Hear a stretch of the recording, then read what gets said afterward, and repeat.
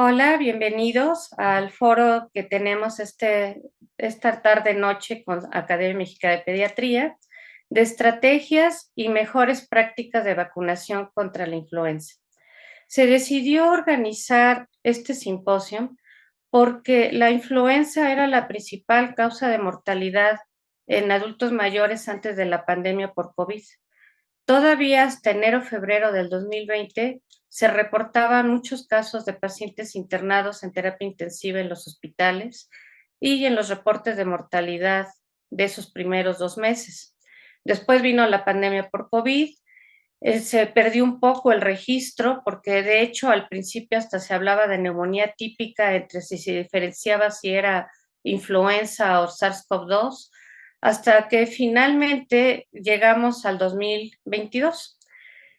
Durante la pandemia, los cuidados que se tuvieron para evitar el contagio por SARS-CoV-2, de alguna manera también estas medidas influyeron para que otras infecciones virales pues disminuyeran.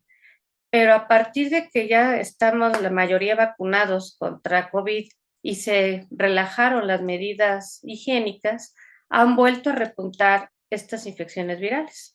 Y una de las que tenemos en este momento presentándose en México y también en otras partes del mundo, pero en México lo que estamos viendo en este momento son infecciones que han repuntado de influenza nuevamente, para lo cual tenemos a dos expertos que nos van a hablar de ellas.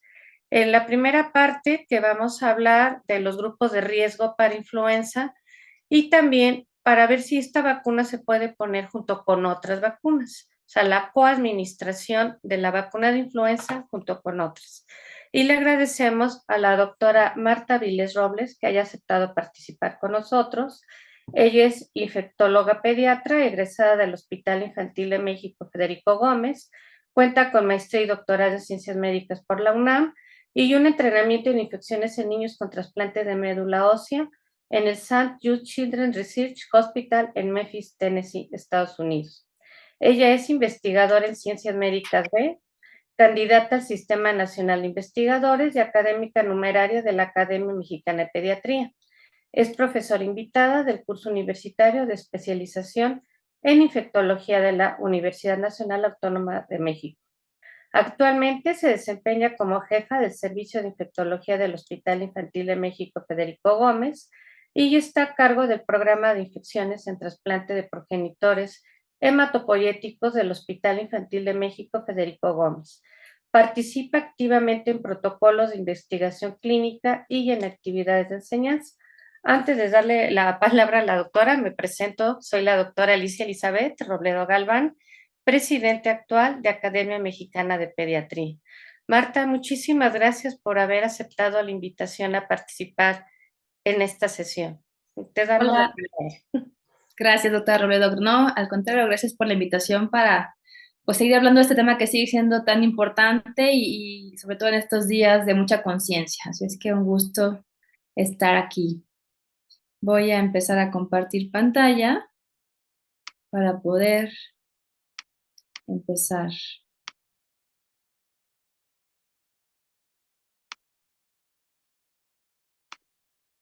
Ya creo que ahí se ve bien la pantalla, ¿verdad? Perfecto. Bueno, entonces vamos a hablar. La verdad es que de influenza hay muchos temas, hay varios aristas por donde podríamos abordarla, pero lo más importante, pues queríamos identificar a los grupos de riesgo y sobre todo un punto muy importante que todavía sigue siendo duda y que es un momento para aclarar, que es la coadministración con otras vacunas. Estos son mis potenciales conflictos de interés, aunque esta plática la imparto a título personal. Y entonces, pues creo que todos los pediatras, infectólogos siempre empezamos con esta frase que es como muy bien sabida, pero es muy relevante. Después de la cloración del agua, las vacunas son la medida más costo efectiva en salud pública. Y es que realmente la epidemiología, la pediatría que vivimos ahorita actualmente es totalmente diferente a la que se vivía hace 20 o 30 años y todo esto es gracias a la vacunación. Por lo tanto, tenemos que seguir uniendo esfuerzos para hacer hincapié en mejorar todavía nuestra epidemiología de enfermedades infecciosas. Solamente, pues por hablar por influenza, todos sabemos que esta influenza es una enfermedad que viene cada año, una enfermedad respiratoria, que cada año tenemos esta condición epidemiológica de semanas de influenza o de riesgo de incrementar los casos de influenza. Y también sabemos que el que cada año pase de forma nueva o con otra sintomatología, a pesar de que hemos estado vacunados o incluso a pesar de que nos ha dado influenza previamente, pues tiene que ver con que el virus va cambiando. ¿Y qué tanto cambia un virus de un año al otro? Si tiene cambios puntuales, si tiene cambios muy importantes, es qué tanto se va a poder propagar cada año, incluso qué tanta población susceptible se va a encontrar y si en algún momento podemos llegar incluso a vivir otra pandemia como la que vivimos en el 2009. Solamente por recordar, sabemos que la influenza, el virus de influenza, tenemos A y B de importancia para las personas y la circulación habitual que tenemos en los humanos es de AH1N1, AH3N2 y dos linajes de influenza B. Y solamente esta era pues para mencionar. Cuando hablamos de influenza es muy importante saber lo que hablamos de una circulación estacional de influenza. Recuerda que cuando decimos influenza o circulación estacional es de la semana 40 del año, que generalmente empieza en octubre, hasta la semana 20 del año siguiente, es decir, la semana 20 del 2023, que generalmente cae por ahí de mayo. Todo ese tiempo entre octubre y mayo tenemos mayor circulación de influenza. No significa que solamente en ese momento haya. La realidad es que la influenza circula todo el año, pero circula de manera más intensa en esta temporada. Y la temporada de mayo a octubre, que no hay, digamos, tanta circulación de influenza, justamente le llamamos la temporada interestacional. Y es lo que quería aquí enseñarles, cómo podemos diferenciar cuando estamos en una circulación, digamos, más intensa, que es la temporada de influenza, o cuando estamos en una etapa interestacional. Ya estamos, evidentemente, en la etapa de la influenza interestacional, estamos en la semana 47 del año. Y entonces, este gráfico me parece muy importante que lo puedan ver, porque hemos tenido una circulación muy especial este año del virus de influenza. La línea roja que ustedes pueden ver aquí es la temporada de influenza de este año y tal vez querríamos comparar contra la morada que fue la del año pasado y la verde que está prácticamente plana el antepasado, que fue cuando empezó la pandemia y que todos estuvimos muy guardados. Lo que podemos ver que va aquí de la semana 40, que decíamos que es cuando empieza la temporada de influenza, a la semana 46, y aquí baja rápidamente no porque ya no haya casos, sino porque ahí se corta la información. Cada mes, cada semana, perdón, se van agregando información y esta curva, pues, digamos, lo esperado es que evidentemente siga subiendo, tal vez hasta llegar a un pico más alto que los últimos 5 o 6 años. Pero entonces, ¿qué quiero que vean? ¿Cómo empezamos ya la temporada de influenza en la semana 40 con una alta circulación del virus en comparación con los últimos 5 años? Y no hablo nada más de la moradita que fue el año pasado, que apenas empezábamos, bueno, a movernos un poco más después de que teníamos pues, un año encerrados y un segundo año que empezamos a salir. Obviamente la verde es vacía porque estuvimos todos guardados, pero aún así comparando con temporadas del 2017, 18, 19, como pueden ver, el virus ha circulado de manera más importante justamente en esta temporada y entonces pues esperamos que tengamos una temporada de influenza bastante movida con bastante actividad y evidentemente con pues más riesgo de complicaciones en personas vulnerables. Solamente esto para recordar y si pudiéramos ver esta misma imagen que les puse aquí atrás, si la viéramos del año pasado, o sea, viendo esta imagen en el reporte epidemiológico del año pasado, lo estábamos viendo así, completamente planito. Entonces, es importante que veamos que la influenza está circulando de manera muy importante actualmente. ¿Qué tanto o cómo podríamos comparar en números, más allá de ver las grafiquitas? Bueno, estos son los reportes de los últimos 5 años que hay de la circulación de influenza. Entonces, estamos actualmente en la temporada 2022, que estamos empezando, 2023, que acabará el año que entra. Y ya en estas 6 semanas que llevamos de circulación, tenemos 1.795 casos, que si pudiéramos compararla con los de otros años, pues vemos prácticamente que estamos ya a más de la mitad de lo que hubo en toda la temporada del año pasado, que son 32 semanas. Entonces, hemos tenido una circulación muy importante y es esperado, es evidente que vamos a superar de manera muy importante estos números y probablemente también estos números que teníamos, digamos, antes de la pandemia, ¿no? Que conocemos antes de la pandemia de COVID, cómo circulaba, probablemente vamos también a superar estos números. Y bueno, lo que está circulando más actualmente es la AH3N2. Otro punto muy importante que tenemos que recordar es que solamente el 3% de los casos de influenza se documentan. O sea, hay un subregistro muy importante. ¿Por qué? Pues porque no todos se hacen prueba de influenza, o porque no todos se reportan de manera activa, o porque si una persona en la familia se enfermó, con que a uno le hagan la prueba de influenza y sale positivo, si los demás se enferman, pues ya todos saben que es influenza, no se hacen la prueba y por lo tanto no se registra. Entonces, hay un subregistro muy importante de los casos y entonces esto tiene que hacernos pensar que estamos en números más altos. Lo estimamos que haya ya actualmente 59,000 casos en comparación con los 1,700 que van reportados de manera general. También comparando, si comparáramos solo con la misma semana 46 de este año, con la semana del año pasado, veríamos este movimiento tan radical. El año pasado para esta semana teníamos 50, bueno, para la semana pasada, y en este año llevamos ya 1,795 casos, es decir, tenemos mucha circulación de influenza y también ya se ha reportado de manera, pues, importante varias muertes por esta complicación. Ahora, todos podemos enfermarnos de influenza, eso es cierto, pero hay grupos que tienen mayor riesgo de complicarse, de tener neumonías, hospitalizaciones, incluso fallecer. ¿Y quiénes son estos grupos que tenemos que poner mayor énfasis o mayor atención? Menores de 5 años de edad, mayores de 65 años de edad, los que tienen enfermedades crónicas, pulmonares, cardíacas, renales, las personas que tienen diabetes, incluso aunque estén bien controlados, las personas con obesidad, las personas con inmunocompromiso y también de manera importante las embarazadas son otro grupo de riesgo que también tiene que estar aquí en esta tabla. ¿Y por qué o qué pasa? ¿Cuáles son las comorbilidades que pueden tener estas personas que tienen más riesgo? Pues bueno, decíamos que en general pueden complicarse más. Como decíamos, mayor hospitalización, simplemente de que no sea un cuadro respiratorio alto, sino que pase a ser una neumonía. También podemos tener más ingresos a terapias intensivas, incluso fallecer. Además de eso, un paciente que tiene alguna comorbilidad, sobre todo los que tienen algún tipo de inmunocompromiso o alteración en la respuesta inmune a las enfermedades infecciosas, pueden tener síntomas más prolongados y también una excreción más prolongada del virus, que también puede hacer justamente que más personas a su alrededor pues, se puedan enfermar. Y también otras complicaciones, no nada más como neumonía, que pueden presentar son otitis medias, sinusitis o bronquiolitis.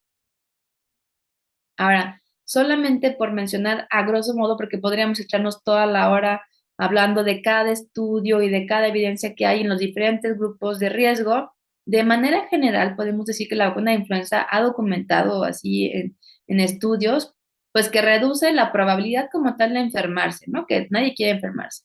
Y más allá de eso, también se ha documentado que reduce el riesgo de las complicaciones graves, reduce la tasa de hospitalizaciones y también los ingresos a terapias intensivas. Entonces, vemos que hay muchos beneficios de la vacunación contra la influenza. Y por el otro lado, tampoco se ha reportado eventos adversos graves, mayores o persistentes o potencialmente mortales de una manera significativa o con mayor riesgo. Solamente por darles un ejemplo de un grupo de población, bueno, hablando de las personas que viven con diabetes, porque sabemos que en México es una enfermedad muy importante, bueno, podemos ver evidencias en mejorías. Tenemos que recordar que las vacunas todas, o por lo menos la de influenza particularmente, tardan en promedio 2 semanas después de que se aplicó para generar anticuerpos de manera adecuada y que el cuerpo pueda responder con anticuerpos en número suficiente, en maduración suficiente para la enfermedad. Y entonces, ya que tenemos este tiempo suficiente de generación de anticuerpos, la vacuna es capaz de reducir la gravedad en general de la enfermedad y disminuir hasta un 79% el riesgo de hospitalizarse en las personas que viven con diabetes. Por lo tanto, es como un ejemplo nada más de los muchos que podría yo poner del impacto positivo que tiene la vacunación de influenza en los grupos de riesgo. Si nos pasamos al otro lado y hablamos un poquito de la vacuna de influenza, veníamos a platicar esta historia de que el virus de influenza muta y cambia, tiene cambios antigénicos menores y por lo tanto cada año circulan diferentes cepas. Ustedes probablemente ya saben que a nivel mundial se reportan varios centros a nivel del mundo qué cepas de influenza A, de influenza B están circulando tanto en el hemisferio norte como en el hemisferio sur. Y con base en estos reportes de lo que está circulando, se decide con qué cepas, 2 de A y 1 o 2 de B, dependiendo si hablamos de vacuna trivalente o tetravalente, se va a hacer la vacuna de la temporada invernal. Y si podemos comparar la temporada del año pasado, que fue esta que ven aquí del lado izquierdo, 2021-2022, contra la actual, 2022-2023, podemos ver en rojo, obviamente no tenemos que aprendernos todo el nombre, pero podemos ver en rojo las dos cepas que cambiaron. Es decir, La vacuna que nos pusimos el año pasado, y aquí quiero como aclarar, la trivalente, esta es la trivalente que nos ponemos o que se pone de manera gratuita en personal en Secretaría de Salud, en general por el gobierno, la vacuna trivalente que se pone a mucha gente, pues cambiaron prácticamente dos de tres componentes. Entonces el componente AH3N2 cambió, así como el componente B del linaje Victoria. Y en la vacuna tetravalente, que también se pone a nivel particular, bueno, también tenemos estos dos cambios y tenemos dos cepas que se mantuvieron igual. Por lo tanto, esto refleja nuevamente la importancia de volver a vacunarse para tener la cobertura adecuada contra estos linajes. Recordar muy importante digamos, el esquema o la primificación en los niños con la vacuna de influenza. Si un niño hasta los 8 años de edad nunca se ha vacunado, sabemos que la edad mínima para vacunar son 6 meses de edad. Si un niño entre los 6 meses de edad y los 8 años de edad no sabemos si ha recibido o no 2 dosis de vacuna, tenemos que hacer esta consideración. Recordar que la primoinfección, la primera primoinfección, no, la primera vacunación que se hace de influenza en un niño tiene que llevar 2 dosis de vacuna la temporada previa. Entonces, si yo no sé, del lado acá derecho, si yo no sé si el niño le aplicaron 2 dosis de vacuna de la temporada pasada o 2 temporadas pasadas, lo que yo debo de hacer, si no lo sé, o me dijeron que no, pongo 2 dosis de la vacuna de esta temporada con un intervalo de 4 semanas. Pero si el niño sí recibió 2 dosis de vacuna contra influenza, entonces yo sé que ya nada más, después de haber puesto esta primera dosis inicial de 2 vacunas, ya solamente de manera anual voy a acabar aplicando una dosis de vacuna de la influenza estacional. Ahora, en México, bueno, podríamos decir así muy fácil que todo mundo, toda persona, a partir de los 6 meses de vida hasta que fallece, debe de vacunarse de manera anual contra la influenza. Pero evidentemente tenemos grupos prioritarios o grupos de riesgo.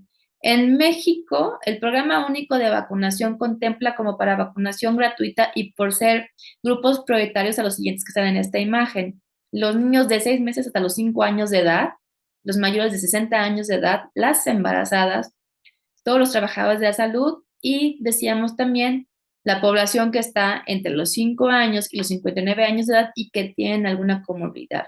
Y estos son los grupos prioritarios que se deben de vacunar y que para los que la vacuna contra influenza trivalente está de forma gratuita.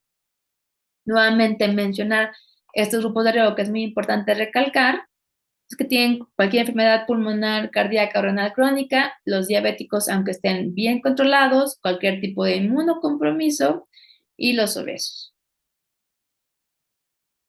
Finalmente, el punto de la coadministración de la vacuna. Y aquí me gustaría hacer como este énfasis, porque sigue siendo día a día a veces un limitante en los primeros centros de atención, en centros de salud, unidades de medicina familiar, la coadministración.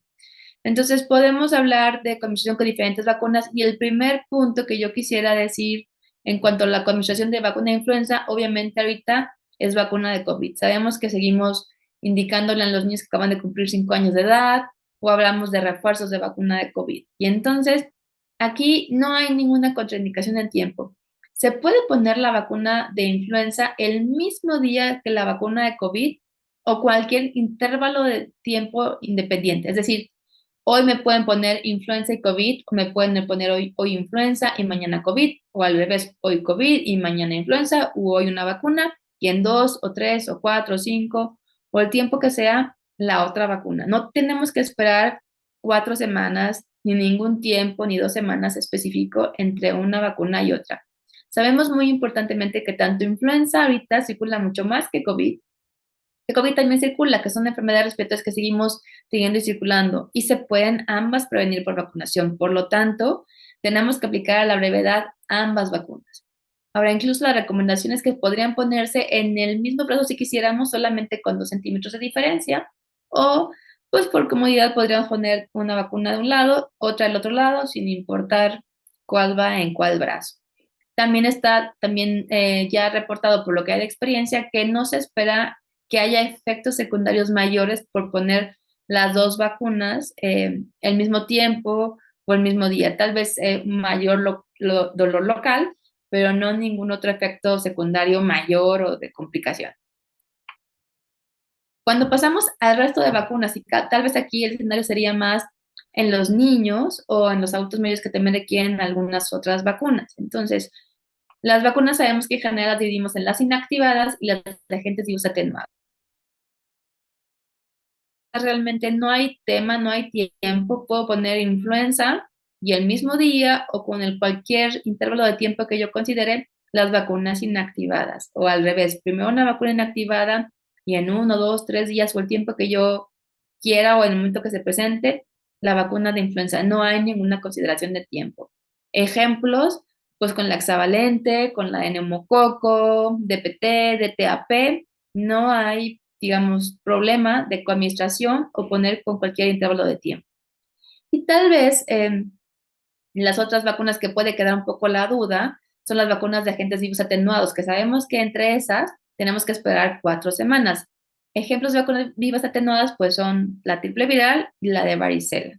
Y entonces, entre las vivas atenuadas sí hay que esperar un tiempo, pero tampoco no hay ninguna preocupación en cuanto a influenza, que es una vacuna inactivada con las vacunas de agentes vivos atenuados. Entonces, no hay tampoco tema de consideración en cuanto a que yo ponga la vacuna de influenza y posteriormente virus atenuados, ya sean virus o bacterias. Realmente la BCG prácticamente se pone en nacimiento. Actualmente que muchos, bueno, que hubo un tiempo poco disponibilidad de la vacuna de BCG y que actualmente estamos como recuperando esquemas en niños que tal vez ya tienen 6 meses de edad y que apenas se va a poner BCG, justo es el comentario, tampoco tenemos que esperar ningún tiempo y se pueden poner tanto el mismo día o con cualquier intervalo de diferencia en tiempo. Y el último punto de las coadministraciones de la vacuna de influenza viene con la vacuna, bueno, ya lo he dicho, lo de la vacuna de COVID, esta la imagen la tengo repetida, pero el que quería poner es este. La coadministración con anticuerpos o productos que tienen derivados sanguíneos y demás. Entonces, aquí cuando estamos hablando de productos que contienen anticuerpos, hablamos generalmente de los concentrados eritrocitarios o del plasma fresco congelado o de las plaquetas o incluso las inmunoglobulinas. Todos estos productos pueden tener anticuerpos que se basan, que no se alcanzan a filtrar de manera habitual, como con el concentrado eritrocitario, o que son propiamente anticuerpos como las inmunoglobulinas, ¿no? Entonces, hay que recordar que solamente esta como interferencia de producción de anticuerpos se da cuando las vacunas son de agentes vivos atenuados. Ejemplo, varicela y triple viral. Pero todas las demás, no hay ningún problema, no hay una, digamos, interferencia de producción de anticuerpos, porque las vacunas inactivadas estimulan de forma diferente el sistema inmune y no hay interacción con estos productos que tienen anticuerpos en comparación con otras vacunas. Entonces, aquí también el mensaje es sí. Yo puedo administrar vacuna de influenza o hoy, mañana, pasado, con cualquier intervalo de tiempo que se presente en un niño, en un adulto que ya ha recibido plaquetas, eritrocitos, inmunoglobulinas. No hay que esperar ningún tiempo, no debemos de perder esta oportunidad de vacunarse porque realmente se sabe que no hay interferencia en la producción de anticuerpos. ¿Qué podríamos pues, hacer si quisiéramos administrar en diferentes sitios anatómicos cuando actualmente ya hay algunas inmunoglobulinas que se ponen intramuscular, ¿no? Pero fuera de ahí se pueden poner de manera simultánea o con cualquier intervalo de tiempo. Mensajes tal vez que me gustaría a mí que se llevaran a casa después de esta plática es, número uno, tenemos mayor circulación de influenza esta temporada y esperamos que sea de manera más importante, mayor. Sabemos que vacunarnos contra influenza es muy útil para prevenir principalmente las complicaciones. Si bien nos puede prevenir la enfermedad, sobre todo la tenemos muy enfocada para las complicaciones y sobre todo en todos los grupos de riesgo que ya comentamos previamente. Sabemos que el virus de influenza cambia, por lo tanto, cada año tenemos que vacunarnos. Ustedes ya vieron cómo cambió la circulación, bueno, la conformación de la vacuna de influenza en este año y se puede coadministrar con vacuna de COVID o con productos que tienen anticuerpos o con otras vacunas sin ninguna consideración, tanto en el mismo día, de manera simultánea o con cualquier intervalo de tiempo. Y hasta aquí mi participación. Gracias. Muchísimas gracias, Marta. Excelente tu ponencia y muy importante toda la información que nos has dado. También quiero comentarles que en este foro de estrategias y mejores prácticas de vacunación contra influenza teníamos la participación del doctor Manuel Cervantes. que es titular de la Coordinación de Unidades de Primer Nivel del Instituto Mexicano del Seguro Social, pero se encuentra en Chiapas y nos comenta que después de varios intentos le está fallando mucho internet y no se puede conectar con nosotros, pero les envía sus disculpas y muchos saludos. Por lo que vamos a continuar con otra presentación que también es muy importante, y esto es la promoción de las vacunas. O sea, cómo vamos a lograr tener esa cobertura de la que nos mencionaba la doctora Marta, con ayuda también de otros sectores de la población, no nada más del sector salud. Y para ello tenemos la presentación del licenciado Enrique Hernández Hernández, quien es licenciado en Administración, maestro en Administración y Consultoría, doctor en Administración, tiene 22 años de trabajo en organizaciones de la sociedad civil, ha coordinado redes de asociaciones en México y redes de asociaciones para Latinoamérica y el Caribe. Actualmente forma parte del grupo de expertos de la Red de Desarrollo Sostenible de la Organización Internacional de las Naciones Unidas, la ONU, capítulo México. Su trabajo con impacto social le ha merecido algunos reconocimientos, tales como el Premio Nacional de Acción Voluntaria y Solidaria 2011, categoría institucional, premio otorgado por el presidente Felipe Calderón Hinojosa. También recibió el reconocimiento de Carla Bruni, embajadora de buena voluntad de ONU-SIDA y primera dama de Francia. Recibió reconocimiento de Michelle Jean, gobernadora general de Canadá, entre otros. En 2011 fundó la asociación Juntos Forjando un Mundo Mejor, Asociación Civil, la cual tiene trabajo en promoción de la salud, atención de enfermedades crónico-degenerativas y trabajo comunitario. Actualmente forma parte de la Alianza Vacunámonos por México, red de organizaciones que promueven la salud a través de la vacunación, y por lo mismo le pedimos al licenciado Hernández que nos hablara de la importancia del papel de la sociedad civil en la promoción de la vacunación.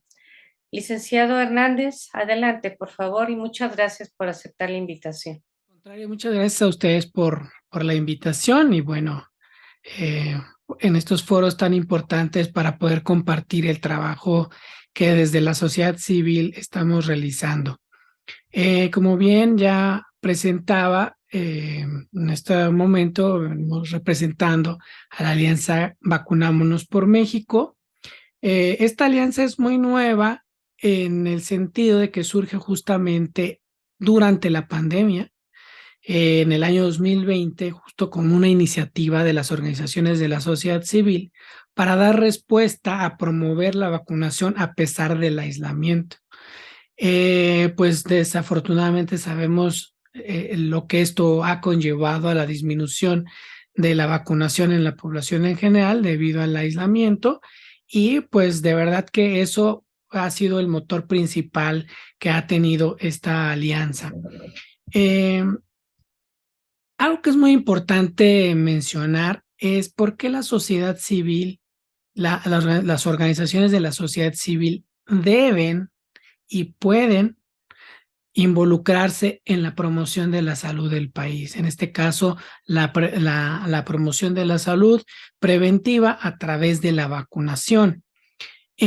Para empezar, la sociedad civil siempre ha jugado un papel muy importante en cualquier país. Desde luego en México no ha sido la excepción y los últimos 20 años ha sido un papel relevante de apoyo en cuanto a la participación que tiene.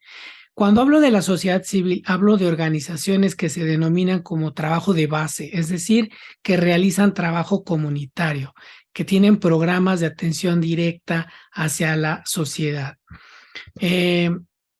Primero es importante entender por qué la sociedad civil juega un papel determinante. El promover la salud y el poder tener la vacunación universal no va a ser posible desde un solo sector, es decir, si solo el gobierno lo ejerce y no participa la parte empresarial, la parte educativa, la parte de médica o de investigación o científica y desde luego la de sociedad civil. Para poder atender retos tan importantes como es la vacunación, se requiere el trabajo del mayor grupo o de todos los grupos de la sociedad civil. Entonces, ¿por qué debemos de participar como organizaciones de la sociedad civil en promover la vacunación? Bueno, pues primeramente por esta razón, porque de manera aislada no se va a lograr tener este beneficio para el país y para la sociedad en general. Segunda es porque México también tiene un compromiso que es el contribuir al cumplimiento del objetivo número 3 de los Objetivos de Desarrollo Sostenible, que es de salud, que es garantizar una vida sana y promover el bienestar para todas y todos en todas las edades. Como meta establecido de los ODS, de los Objetivos de Desarrollo Sostenible, pues es el año 2030, ¿no? Ya prácticamente estamos a 8 años de que esta meta se debiera de cumplir y pues para poder acercarnos a un mayor porcentaje de vacunación en la población, pues debemos de participar, digamos, desde diferentes ámbitos en la sociedad. Entonces, esa es la razón por la que debemos, como sociedad civil, de participar y por la cual es la motivación de muchas organizaciones con las cuales nos hemos unido para trazar metas, trazar objetivos, estrategias que justamente nos lleven a lograr el objetivo del acceso universal a la vacunación en México. Y también porque es nuestro derecho. Como sociedad civil, la Ley Federal de Fomento de las Organizaciones de la Sociedad Civil, en el artículo número 5, define todo lo que puede participar la sociedad civil organizada. ¿Ah? En el número 3 dice que podemos tener actividades cívicas enfocadas a promover la participación ciudadana en asuntos de interés público. Y desde luego la vacunación es un tema de interés público. También dice que podemos promover y aportar servicios o coadyuvar a estos servicios para la atención de la salud y de cuestiones sanitarias. Entonces, también es un derecho de la sociedad civil el introducirse a estos ámbitos que son terreno importante para participar y dar el punto de vista de la sociedad civil. En el artículo número 6 de esta misma ley del fomento de las organizaciones de la sociedad civil, justamente habla de que las organizaciones como las que participamos en la Alianza Vacunámonos por México, podemos integrarnos para participar en las consultas instauradas por la Administración Pública Federal.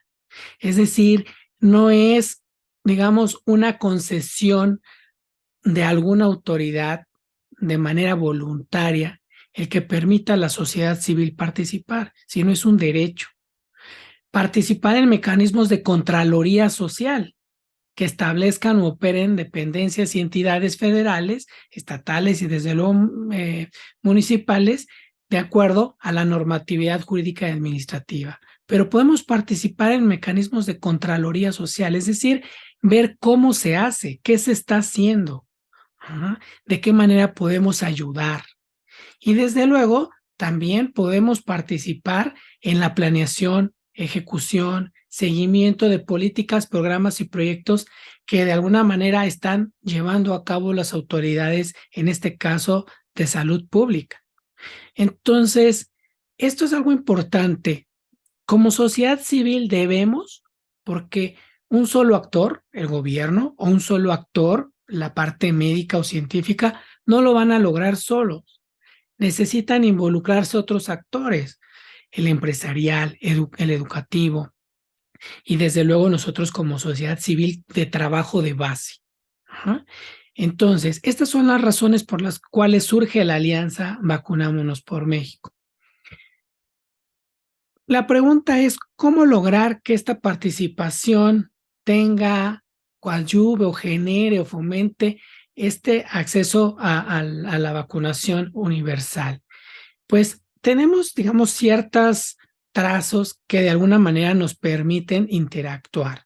Si bien en la producción de vacunas, pues nosotros no podemos tener una injerencia directa porque eso está, digamos, para la parte productiva, empresarial o de gobiernos que tienen la capacidad de producir vacunas, pero bueno, nosotros sí podemos trabajar en lo que le continúa una vez que ya existe la vacuna, ¿no?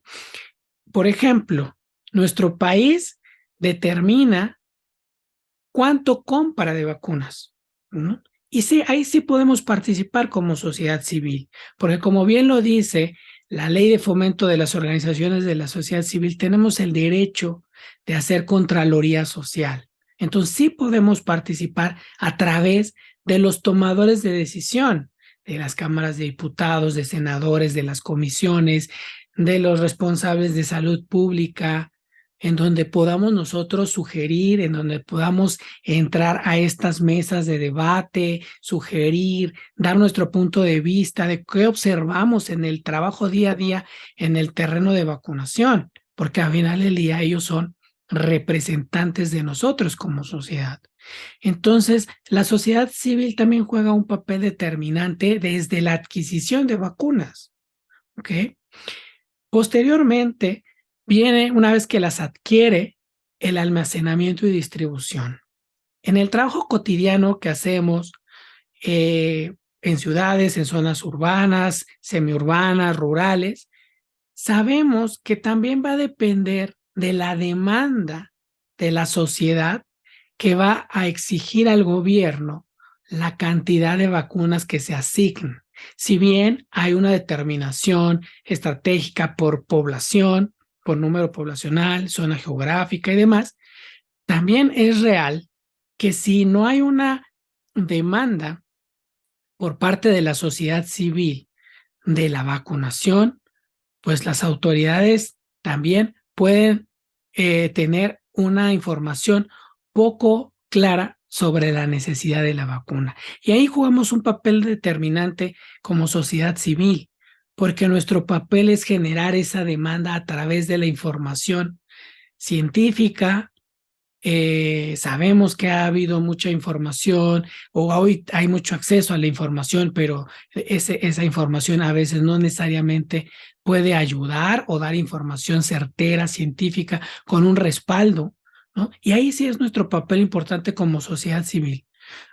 Dar información con evidencia científica, desde luego, que promueva esa demanda en cualquier parte del país. De esa manera, las autoridades podrán asignar en la proporción necesaria la vacunación desde las zonas más apartadas, las zonas más, digamos, con mayor acceso a servicios, ¿no? O zonas muy rurales. Estos dos, desde la compra y el almacenamiento, que es responsabilidad y distribución del gobierno, nosotros a final del día vamos a promover que sean servicios de salud pública con enfoque de derechos, es decir, el derecho a una vida con servicios de salud, con derechos a una vida libre de enfermedades, ¿no? Entonces, ahí es nuestro trabajo como sociedad civil. Entonces, imagínense el trabajo enorme que tiene la sociedad civil para esto. Una sola organización no lo puede hacer porque no tiene cobertura a nivel nacional, no tiene tantos probablemente colaboradores que puedan atender esto. Por eso se requiere de alianzas. Alianzas de la sociedad civil y luego alianzas con otros sectores para poder llegar a el mayor número posible de nuestra sociedad. Y luego tenemos un punto muy importante ya como sociedad civil, que es contribuir a romper las barreras del acceso a la vacunación. Y voy a dar simplemente algunos ejemplos con los cuales nos enfrentamos muchas de las organizaciones, desde luego las que participan en esta alianza. Sabemos que la información, así como hoy es muy accesible por redes sociales, tanto puede ser con evidencia científica como puede ser por simplemente información que se suelta y que no tiene un sustento. Entonces, nuestra labor es informar de los beneficios y también utilizar esos medios que de alguna manera puedan tener acceso desde comunidades rurales, ¿no? En donde a lo mejor ni siquiera el idioma es el español, sino tienen otras lenguas, en donde a lo mejor el acceso al Internet no es viable Y entonces son otras formas. Compartían unos compañeros de otras organizaciones, decían, es que, por ejemplo, en este idioma no existe la palabra vacuna, por ejemplo. ¿Cómo explicar el tema de la vacunación? A esos retos nos enfrentamos como sociedad civil. No todos son ciudades, no todo es, digamos, una cuestión urbana, no todos tienen acceso al Internet y a redes sociales como podemos tener en las grandes ciudades y con mayor número de servicios. Entonces, ese es el reto, ¿no? Por eso es importante trabajar en alianza. Entonces, como podemos utilizar, claro, redes sociales para quienes tienen todo este acceso a los medios de comunicación, pero tenemos otros espacios en México en donde no tenemos ni siquiera el idioma para poder transmitir esta información y desde luego los medios o el acceso a estos medios ya globalizados. Esos son retos, por ejemplo, ¿no? Otros retos es el acercamiento de las vacunas hacia la comunidad. Es decir, que aún siendo ciudades, la gente no acude a un centro de salud. En cambio, cuando hacemos campañas y sacamos la vacunación y las llevamos a las colonias, a los barrios, a los centros socioculturales, la gente acude, ¿ok? Porque hay mayor acceso simplemente a la vacuna, porque se da mayor facilidad, porque a lo mejor no hay listas de espera, porque a lo mejor no requieren un procedimiento un poco más determinado por los centros de salud o las clínicas del IMSS o del ISSSTE, etcétera, ¿no? Entonces, el acercar también las vacunas a las comunidades, aunque seamos ciudades o a las partes rurales o a las semirurales, eso es otro de los trabajos importantes que hacemos como sociedad civil y que nos ayuda a incrementar el número de vacunación en México. Y otro ejemplo es el romper las barreras. Y en barreras hablo de todo tipo.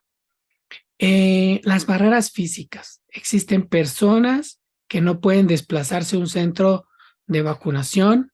Existen personas que a veces por los recursos implica un gasto ir a un centro de salud comunitario más cercano a su comunidad. A veces no se cuentan con las cadenas de red fría para poder tener vacunas en un lugar muy cercano, ¿no?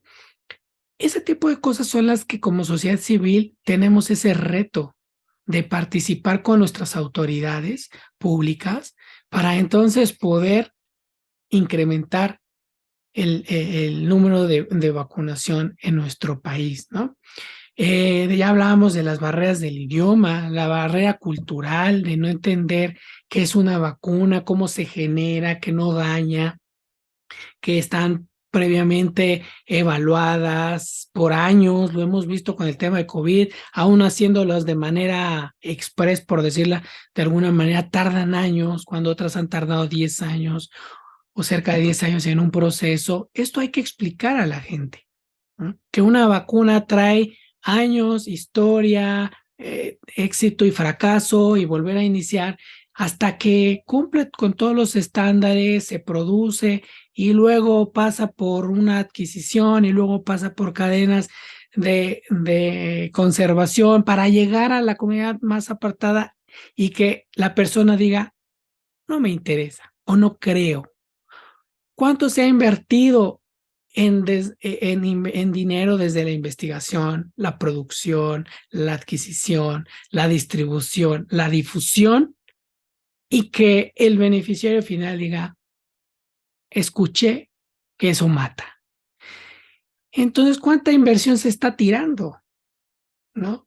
¿Cómo como sociedad civil tenemos que dar respuesta a esto? ¿No?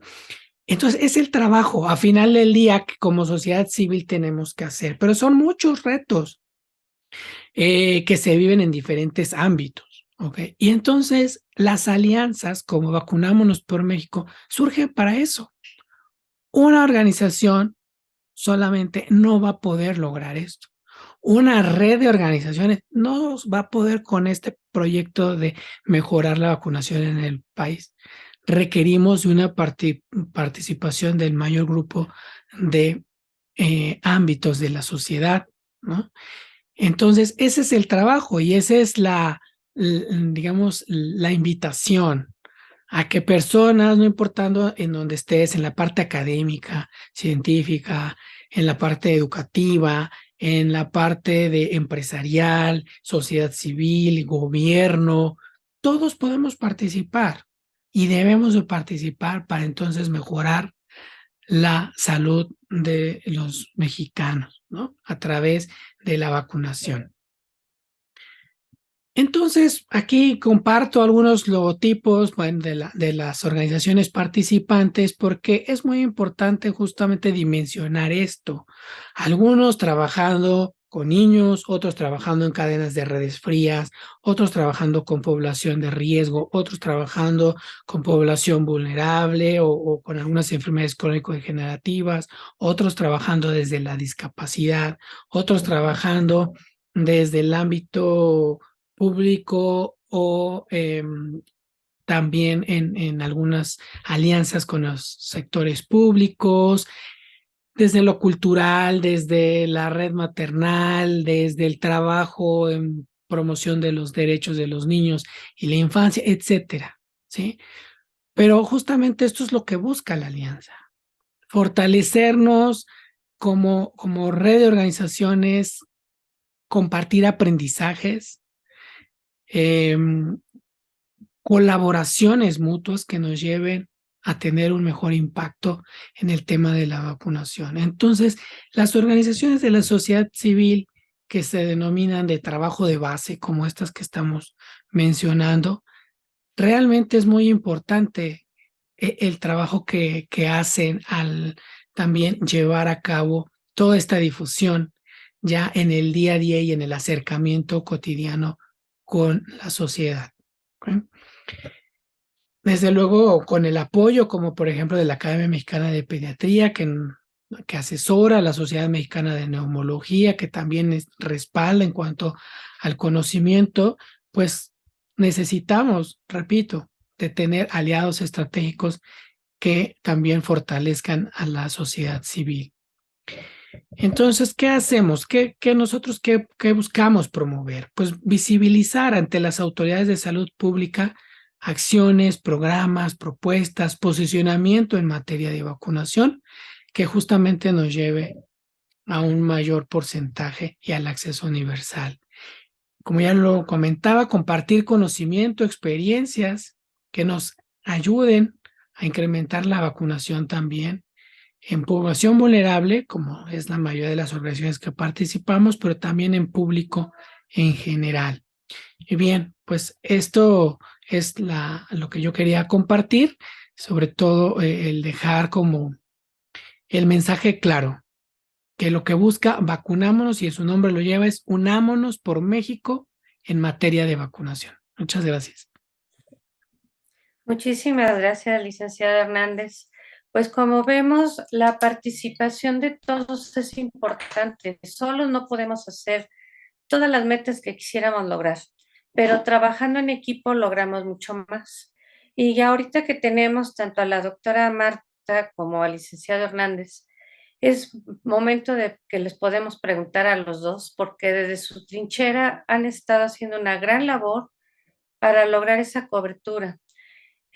No solamente es evaluar el riesgo-beneficio, o sea, qué pasa si se vacuna, qué pasa si no se vacuna, sino también el costo-beneficio, porque los que no han sido vacunados y que se enferman van a ser tanto los gastos de hospitalización, que desafortunadamente pueden dejar secuelas o incluso ser fatales, pero por otro lado también son los gastos que no se ven, pero es cuando se tiene un familiar hospitalizado, el resto de la familia también le afecta, porque tiene que dejar de trabajar, porque tiene que desplazarse de una ciudad a otra. De ahí la importancia de que todos colaboremos. La doctora Marta, que trabaja en el Hospital Infantil de México, seguramente nos podrá decir aproximadamente cuántos días de hospitalización requiere un niño que ingresa por influenza al hospital. La verdad es que es una pregunta muy importante y con una respuesta muy amplia. Probablemente yo me encuentro un poquito más sesgada porque al yo trabajar en un hospital de tercer nivel, vemos niños que tienen más complicaciones y más comorbilidades, pero la duración de un internamiento de niño con influenza puede ir desde unos 4 días hasta 2 semanas, una semana, incluso más. ¿De qué depende?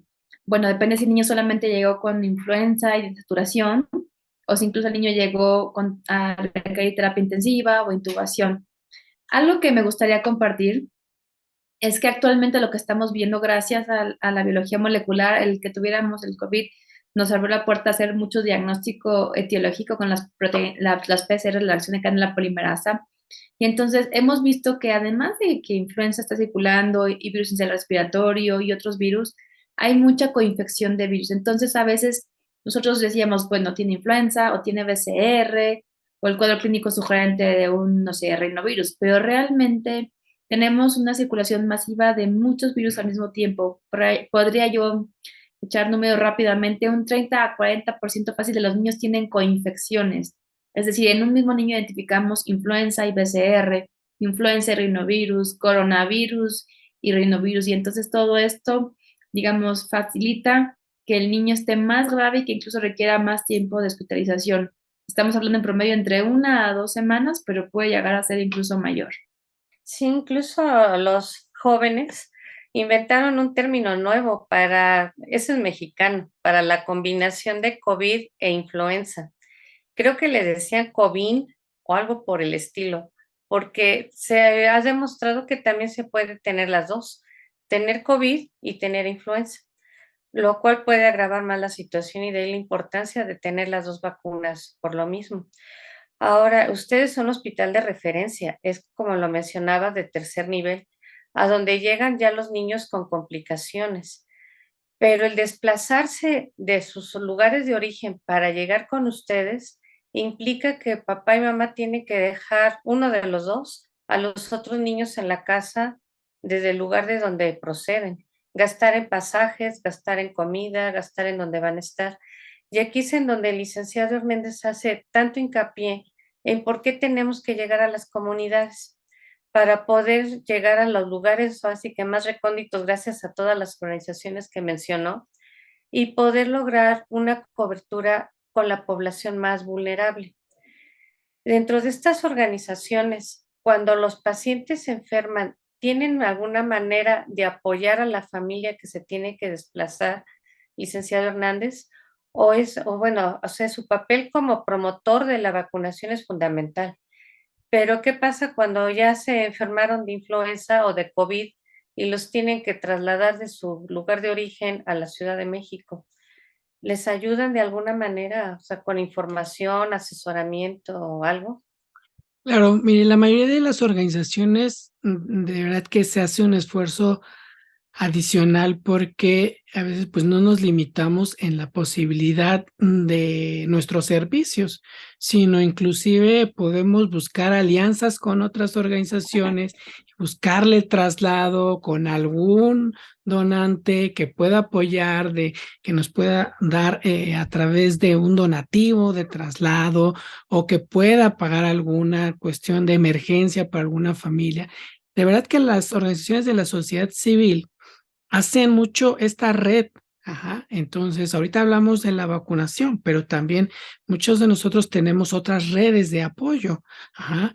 El médico que no le va a cobrar, la empresa de transporte que a lo mejor por un servicio alguien más le va a pagar y nosotros podemos otorgar un recibo deducible, etcétera. Pero hacemos mucho por al final del día atender la parte de la salud que nos requieran, ¿no?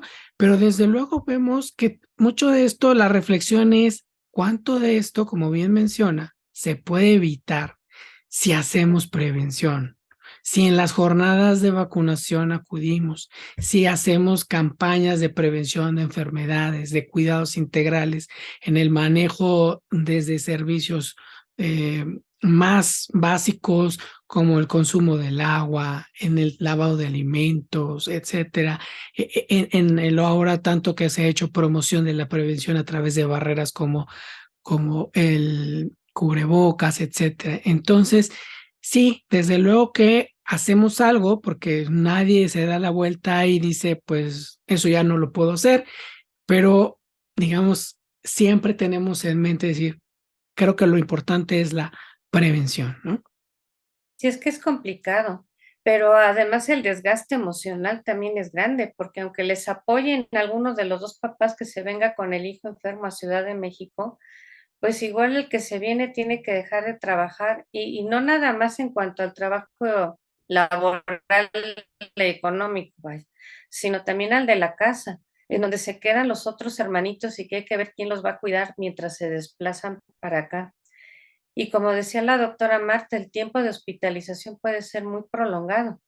De hecho, en el Infantil de México y en otros hospitales se les puede dar algún apoyo de albergue o algo así temporal, pero sí el precio que se paga por tener un paciente enfermo es muy alto.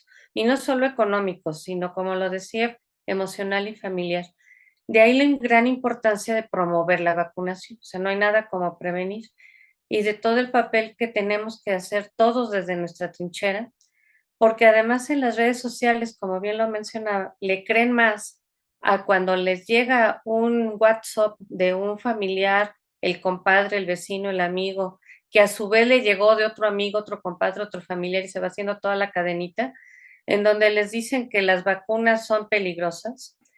Pues les voy a decir que desde mis tiempos, miren que ahorita ya tengo 65 años de edad, pero cuando iba en primaria, decían que las vacunas que se ponían en la escuela eran para esterilizar a los niños, que no se dejaran vacunar. Y entonces, pues estaba el otro grupo de papás que contrarrestaban eso y decían, no, pues que no, no va a pasar eso, sí, claro que se tiene que vacunar. Y miren que estoy hablando de historia, pero actualmente salieron otras teorías, ya no la de la esterilización, pero sí la de poner un microchip, el de dominar a las personas con las nuevas antenas 5G, el daño potencial que pudieran hacer las vacunas. Lo cierto es que si no se vacunan, pues el daño que van a tener sí es mucho mayor.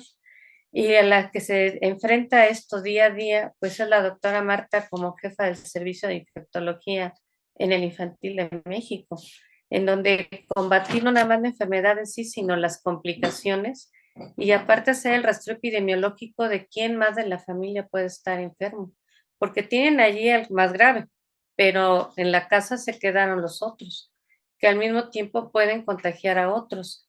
Y aquí llegamos con los abuelitos, porque pues son los que se quedaron cuidando, y si al abuelito le da influenza, a él sí le puede dar una neumonía muy grave y fatal. Sí, la verdad es que los felicito a los dos por el gran trabajo que están haciendo. La doctora ya atendiendo a los pacientes cuando ya tienen influenza, pero al mismo tiempo educando al resto de la familia para que se vacunen. Y en el caso del licenciado Hernández, pues la labor coordinando a las otras organizaciones no gubernamentales para la promoción de la salud. Ahí es donde también mi admiración y respeto por las enfermeras que caminan kilómetros al rayo del sol y llevando las vacunas de casa en casa. Son las heroínas que no conocemos físicamente, pero que sabemos que existen, que lo tienen como una meta lograr esa vacunación, porque saben lo que llevan en las manos y la gran importancia de prevenir. Lo que tenemos que hacer todos como sociedad desde nuestras trincheras es promover más la vacunación para que cada quien haga su tarea. A nuestras autoridades les corresponde asegurarnos la cantidad necesaria de vacunas y tenerlas disponibles en todos lados con una buena red de frío para que tampoco se vayan a desperdiciar o echar a perder si no tienen una buena capacitación a donde se envían las vacunas para que tengan una buena red de frío y no se vayan a, pues, a caducar o echar a perder las vacunas. Todos tenemos mucha tarea que hacer. Si tuvieran algún comentario que nos quisieran hacer adicional, doctora Marta. Bueno, pues la verdad es que celebro el haber tenido esta hora para platicar la parte médica, que fue la mía, pero también muy importante esta otra parte de concientizar y de ver todo este movimiento que hace la sociedad en pro de la vacunación. La realidad que estamos viendo hoy en el hospital es que estamos, tal vez ya lo han escuchado por ahí, pero es cierto, estamos saturados de infecciones respiratorias, hemos tenido que reacondicionar áreas, hemos abierto nuevas áreas solo para pacientes con enfermedades respiratorias. Decimos que el COVID fue como la pandemia en los adultos y ahorita estos virus en general, todos los virus respiratorios, influenza y otros, son como la pandemia de los niños. Y entonces lo que no vivimos hace 2 años lo estamos viendo hoy con el hospital saturado, con la terapia saturada, con niños sanos que llegan a intubarse, que no esperaríamos eso en otros momentos. Y entonces es un llamado para hacer toda la prevención que podamos, desde la vacunación de influenza, la vacunación de COVID, las vacunas en general, todo el esquema hexavalente completo, y también a no bajar la guardia en cuanto a aislamiento de contacto, el uso de cubrebocas, porque estamos entrando a la temporada y la verdad es que estamos entrando de una forma, pues, que va a ser muy complicada, ¿no? Entonces, prevenir, prevenir, prevenir todo lo que se pueda. Y esto está pasando en todas las instituciones.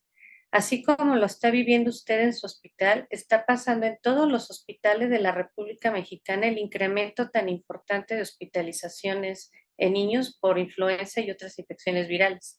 Y en los extremos de la vida, o sea, también adultos mayores. Tan solo el martes ayer, el doctor López Gatell informaba del incremento nuevamente de casos de COVID, que ahí está aumentando la hospitalización, no en terapia intensiva, pero sí en hospitalización. No como se vio en los años más críticos de la pandemia, pero va para arriba otra vez. Por eso es que no nos podemos confiar ahorita que vienen las fiestas navideñas, las despedidas de fin de año, las convivencias en las escuelas, en los lugares de trabajo, en la familia, que lo que hemos visto y que aprendimos en la pandemia y nos tocó ver lo que trabajamos en hospital, es que la mayor parte de los contagios eran familiares. Llegaba el niño de 5 años enfermo y contagiaba a toda la familia. Por eso es que si bien la vacuna de influenza se le da prioridad a las etapas vulnerables, más vulnerables, que son los menores de 5 años y los mayores de 65 años, lo ideal es que se lo pongan toda la familia y que todos estén vacunados, y en este momento están disponibles en todos los centros de salud la posibilidad de vacunarse. También aquí, si el licenciado Hernández nos quisiera dar algún mensaje ya de despedida, ya estamos sobre el tiempo, vamos a terminar el foro, pero sí le agradecería al licenciado si nos comentara algo. Sí, pues recordarle a quienes nos escuchan que la vacunación es universal, de acceso universal, y hacia allá debemos de nosotros como sociedad exigirla. Es un derecho, ¿ah? Es un derecho el tener este acceso a la salud preventiva, y entonces a veces también nos sucede que a lo mejor por cuestiones de un centro de salud y por la demanda hubo un desabasto, pero tenemos que seguir insistiendo, tenemos que ir nuevamente, acudir a otro, pedir información, pero no porque en alguno a lo mejor se terminó, eh, tenemos que bajar nuestras intenciones de vacunarnos, ¿no? Entonces, eso sí es importante, que sepan que la vacunación no requiere tener algún servicio de salud tanto pública, del IMSS, del ISSSTE, sino cualquiera, en cualquier centro de salud, en cualquier centro de vacunación, tenemos el derecho a ser vacunados. Muchísimas gracias. Pues con esto terminamos el foro de estrategias y mejores prácticas de vacunación contra influenza. Estamos en la temporada. Esta es una alerta para todos los que manejamos niños, tanto pediatras como médicos generales y familiares que también atienden niños. O sea, es para toda la población. Es una responsabilidad de todos como sociedad el promover la vacunación, y en el caso del sector salud, pues ver que se tengan las vacunas disponibles y aplicarlas correctamente, y que estén cuidados de que, como les mencionaba, la red de frío, y que no vayan a caducarse por el esfuerzo tan grande que implica traerlas y podérselas ofrecer a todos. Muchísimas gracias, doctora Marta Vilés, por su compromiso, por esta excelente ponencia que nos dio el día de hoy, y también le agradecemos muchísimo al licenciado Enrique Hernández por su exposición tan completa y de hacernos ver cómo podemos trabajar todos juntos. Para la Academia Mexicana de Pediatría es uno de nuestros compromisos y responsabilidades más grandes ser órgano asesor de la Secretaría de Salud y de las diferentes comisiones de salud, tanto de Cámara de Diputados como de senadores, pero además del asesoramiento a nuestras autoridades, también es hacia nuestros médicos el apoyarlos y darles una información de vanguardia y de lo que estamos viendo hasta el momento actual. Les agradecemos a todos los asistentes que entraron con nosotros y pues nos despedimos de las sesiones de este año como Academia Mexicana de Pediatría, pero nos reintegraremos en enero. Muchas gracias a todos y aunque mañana empieza diciembre, ya desde ahora les deseo felices fiestas navideñas y que sea con la mejor salud posible toda la familia y nosotros mismos. Muchísimas gracias. Hasta luego.